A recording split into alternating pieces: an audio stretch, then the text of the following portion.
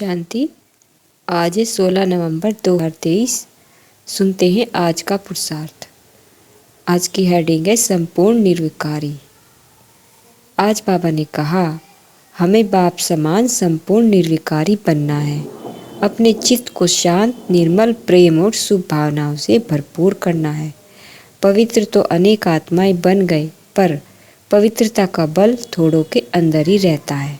पवित्र बनना अलग बात है, निर्विकारी बनना अलग बात है, और पवित्रता का बल अपने में बढ़ाना यह महत्वपूर्ण बात है। पवित्रता ब्रह्मचर्य से शुरू होती है। निर्विकारी हम तब बन जाते हैं जब सभी विकारों को अंश और वंश सहित नष्ट कर देते हैं। अनेक पवित्रता का बल किस में आता है? लेकिन पवित्रता का बल किस में आता है? वास्तव में जो सभी व्यर्थ संकल्पों से भी मुक्त हो जाते हैं। मान लो कोई व्यक्ति अपनी पवित्रता में बहुत स्ट्रोंग हो, बिल्कुल जब से वह बाबा का बना उसने अपनी पवित्रता को बहुत अच्छी तरह कायम रखा है, लेकिन उसके अंदर व्यर्थ संकल्प बहुत हो, परचिंतन बहुत हो, प्रदर्शन बहुत हो, ईर्ष्या द्वेष बहुत हो, उसके बोल अच्छे ना हो, तो उसकी पवित्रता की शक्ति साथ साथ नष्ट होती रहती है। उसके चेहरे पर पवित्रता का तेज, पवित्रता का बल, पवित्रता की दिव्यता कभी नहीं आती। ऐसा बहुतों के साथ हो रहा है, जिनकी पवित्रता तो अच्छी है और शायद वह सोचते हो हमारी पवित्रता के कारण हम बहुत आगे हैं, परंतु जिसकी पवित्रता बहुत अच्छी होगी वह सब चीज़ें नहीं होंगी। उसकी सेवा बहुत तेजी से आगे बढ़ेगी। देवकुल की आत्माएं खींच खींच कर उनके पास आती रहेंगी। उनके स्थान पर बहुत जबरदस्त रूहानी आकर्षण होगा। तो हम ध्यान दें इस बात पर कि पवित्रता धारण करने के साथ कहीं हम परचिंतन या व्यर्थ चिंतन के रोग से पीड़ित तो नहीं है। कई लोग बैठे बैठे यूं ही सोचते रहते हैं। यदि उनसे पूछा जाए कि तुम क्या सोच रहे हो, तो उन्हें यह भी पता नहीं होता वह क्या सोच रहे हैं, पर सोच सोच कर वह अपने चेहरे की दिव्यता, उसकी शालीनता को नष्ट किए रहते हैं। ऐसे कई लोग देखने में आते हैं जो बिना मतलब ही बहुत परेशान रहते हैं। उनसे यदि पूछा जाए कि तुम परेशान क्यों हो, तो वह कहते हैं कि हमें पता ही नहीं, पर हमें खुशी नहीं रहती। तो पवित्रता जहाँ है वहाँ संपूर्ण सुख, शांति, संतोष और प्रेम है।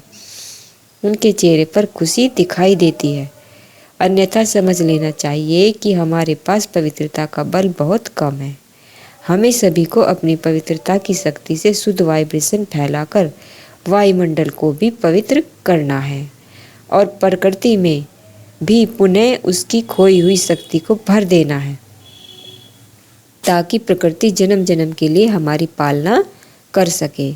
उसने 5000 साल हमारी पालना की है। जो कुछ उसके पास था वह सब कुछ दे दिया, हमारी पालना में लगा दिया, और सब कुछ और अब बिल्कुल खाली हो चुकी है।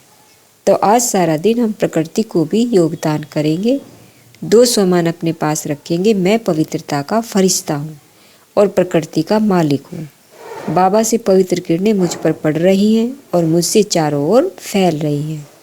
संपूर्ण प्रकृति उन्हें ग्रहण कर रही है। हमें याद रहे, पवित्र आत्मा, योग युक्त आत्मा जिधर चलती है उसके नैन जिस पर पड़ते हैं, उसकी दृष्टि जिस पर पड़ती है, उनको पवित्र वाइब्रेशन मिलते हैं। उनके पैर जहाँ छू लेते हैं वहाँ पवित्र वाइब्रेशन समा जाते हैं।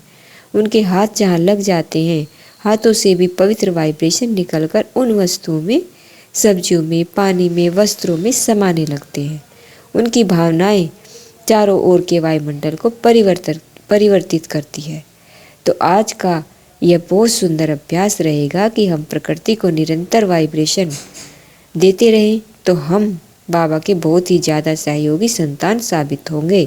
बाबा ने यह कह दिया कि जो बहुत अच्छे पवित्र बनते हैं वह मेरे बहुत सहयोगी रहते हैं। तो भगवान के कार्यों में सहयोग देने का यह सर्वोत्तम उपाय है कि हम व्यर्थ संकल्पों से, परचिंतन से, ईर्ष्या द्वेष से मुक्त होकर वायुमंडल को पावरफुल बनाएं। अच्छा और शांति।